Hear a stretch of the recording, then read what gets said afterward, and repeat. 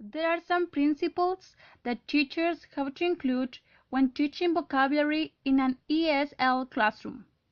The first principle is called provide opportunities for incidental learning.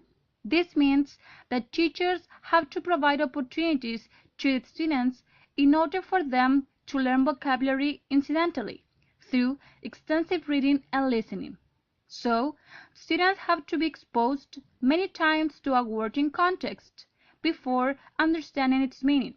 And as a lot of students don't read texts for pleasure, the teacher should spend some time inside the classroom for extensive reading and listening.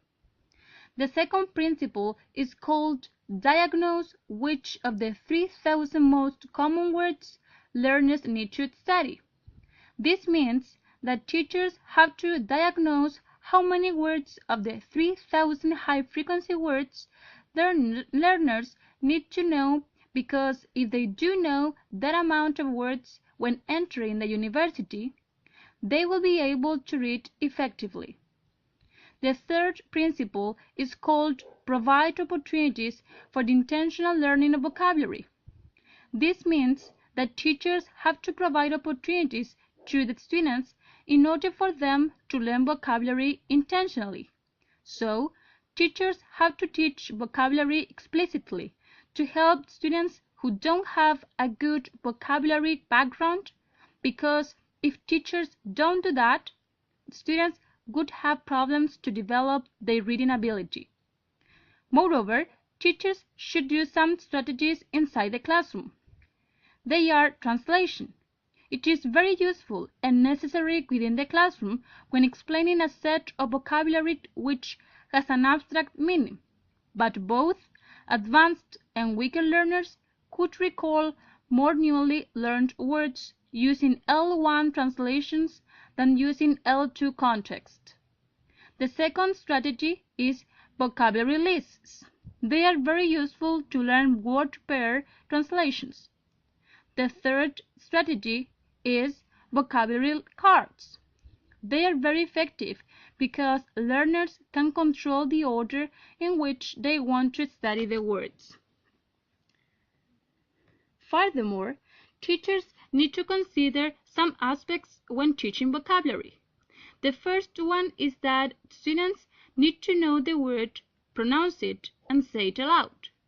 The second one is that students should learn unrelated words but with not similar forms. The third one is that students need to learn words in short sessions. The fourth one is that students need to learn few words at a time. The fifth one is that students need to associate words with images. And the last one is that students need to see more information in the cards. The fourth principle is called provide opportunities for elaborating word knowledge. This means that teachers need to be selective when choosing the vocabulary that will be taught in order to connect the vocabulary with the skills the teachers want their students to develop. In this way, the students will be able to develop the word knowledge. So, students will elaborate their word knowledge through connecting and expanding what they already know with the new information. The fifth principle is called provide opportunities for developing fluency with known vocabulary. This means that fluency activities make students recycle words that they know into grammatical and organizational patterns that are familiar for them, and in this way, students can be focused on using those words. So, it is important that teachers let students study the most frequent words and then practice them aloud through reading activities. Fluency activities include timed and paced readings. Timed readings are needed to increase the speech when trying to understand a text, and paced readings are settled for the teachers to determine the time and push students to read faster. The sixth principle is called guessing from context. This means that guessing the meaning of a word from context is a difficult task because it is necessary to understand at least the 95% of the words in a text to guess the meaning of a word. And even if this is the case, it is very difficult that students could be able to guess the correct meaning if the context is not constrained. Apart from this strategy is time-consuming, and it is more effective to use it with advanced students. And the last principle is called examine different types and teach students how to use them. Teachers have to examine different dictionaries that can help students to learn vocabulary.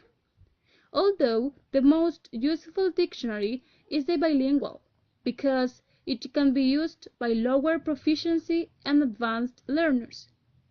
So, the teacher's role is helping the students to learn to use bilingual dictionaries and explain them the importance of checking the word's context in order to compare the word used in context with the various meanings of the word in the dictionary.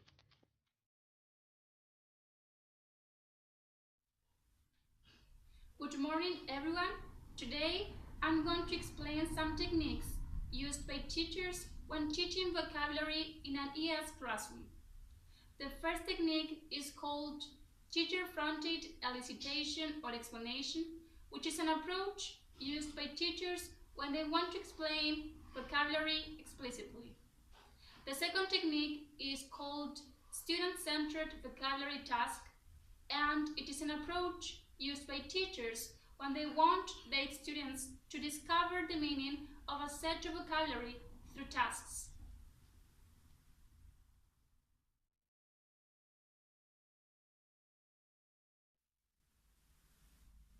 Good morning, students.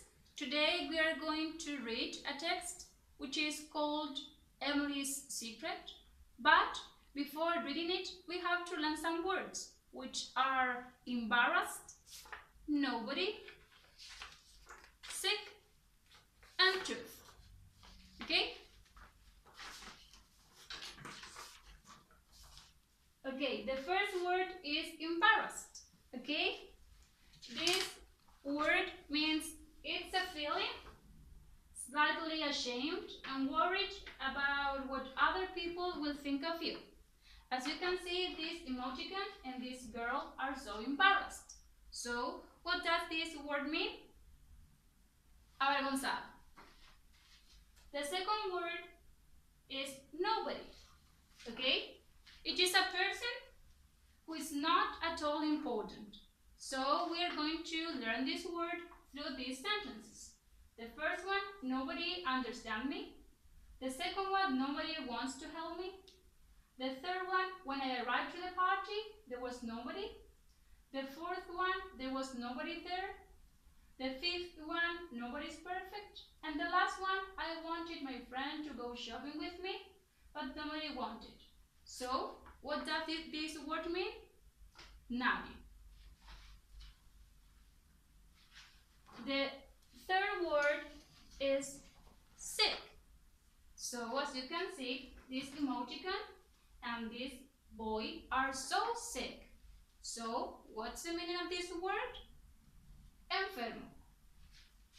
And the last word is truth. So truth means the actual facts about something rather than what people think or say is true. So we are going to learn this word through this passage. Antonia went to buy bread for her mom. After buying, she received the change and decided to buy a caramel for her.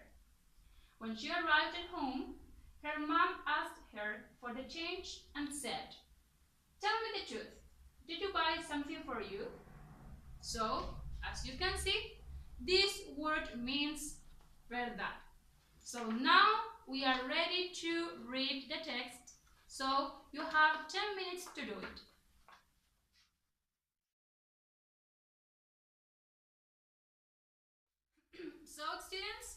To finish with our class, you have a piece of homework, which is to find the meaning of these words, because the next class we are going to read a text which is called Keren's car. So the words are the following: magazine, show, expensive, hang around, fix, worried, shiny, inside, and proud. So in order to do the homework, you can use your dictionary or you can search the words on internet. It is up to you. So see you next class.